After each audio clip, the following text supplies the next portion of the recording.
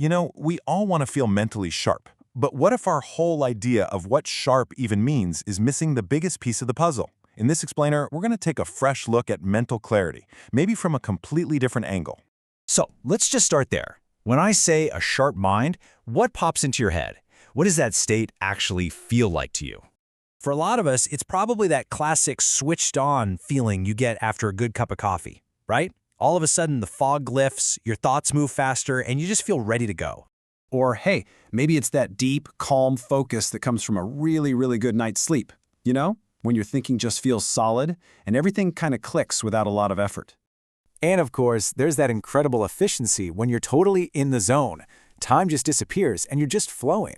These are usually the things we point to and say, yep, that's peak performance. So if you break it down, the kind of sharpness we usually talk about falls into two main buckets. You've got the sharpness that comes from physical arousal, that's your coffee buzz. And then you've got the sharpness from your intellect, the smarts and skills you've built up over the years. But here's where it gets interesting. What if there's a third kind of mental brightness out there? A type of clarity we almost never talk about, but one that could be a total game changer. Okay, now take a look at how this chart lays it all out. Up top, you've got arousal. That's all about your body's state, giving you speed and energy. Then you have intellect, your cognitive horsepower, your memory, your IQ. But check out that third row. Wisdom. Look at that description. It's the reduction of inner noise. The keywords are low friction and less fog. It's not about adding anything, it's about taking stuff away. So this third type, this wisdom, it's not just another category on a list. It's a complete reframe. It changes the entire goal of what we're aiming for when we say we want to be clear-headed. And this is the most important part. This third kind of clarity, this wisdom-like state, it has nothing to do with making your brain's engine bigger or faster. It's about cleaning the windshield. It's about subtracting all that useless mental chatter and self-interference that's always clouding up the view. This slide just nails the comparison. On the left, you've got the engine model, which is how almost all of us think about it.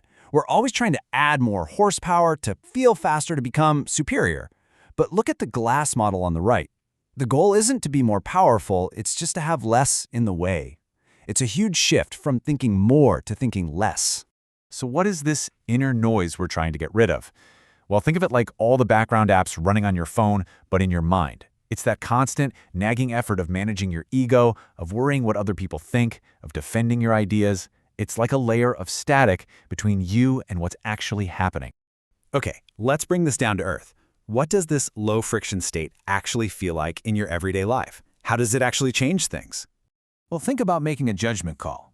In a low-friction state, you don't have to endlessly debate 100 different what-ifs in your head. The right path just becomes clearer, more obvious. Why? Because you're not the one generating all that extra mental fog. Or how about action? How much of our lives do we spend trying to motivate ourselves or push through things? In this state, the right action just happens. It flows. There's no inner battle. You just do what needs to be done. This one is huge. In our relationships, as all that inner chatter about how do I look or am I saying the right thing gets quieter, something incredible happens. You actually start to see the other person more directly for who they are, without all of your own junk getting in the way. And creativity? It's not the stressful struggle to be original or impressive anymore. Instead, your natural way of expressing yourself can just come through because those blockages are gone. It's more authentic because you're not trying so hard to decorate it. This all sounds fantastic, doesn't it? So, if this state is so powerful, why isn't it our default mode? Turns out we're really good at misunderstanding these moments of clarity, and sometimes we even dismiss them when they happen. And what's so fascinating is how we explain it away. We'll have one of these beautiful, effortless, low-friction moments, and we'll say, oh, I was just in the zone. Or, man, I guess I was just having a good day. We treat it like a happy accident, a temporary fluke, instead of realizing it might be a more fundamental way of being that just has less static. And this gets to the real paradox of it all. Because this state feels so effortless, we can actually start to mistrust it. We've been taught our whole lives that progress has to feel like a struggle, like we're pushing a boulder uphill. So when things flow easily, a part of us thinks we must be getting lazy or not trying hard enough. This quote from the source material just captures the whole idea so perfectly. True clarity, True wisdom, it's not about you building up a bigger, better, more impressive version of yourself. It's about that constant nagging voice of yourself just becoming a little thinner. So I'll just leave you with this final thought. Forget just for a moment about trying to be sharper or faster or smarter. Instead, ask yourself a totally different question.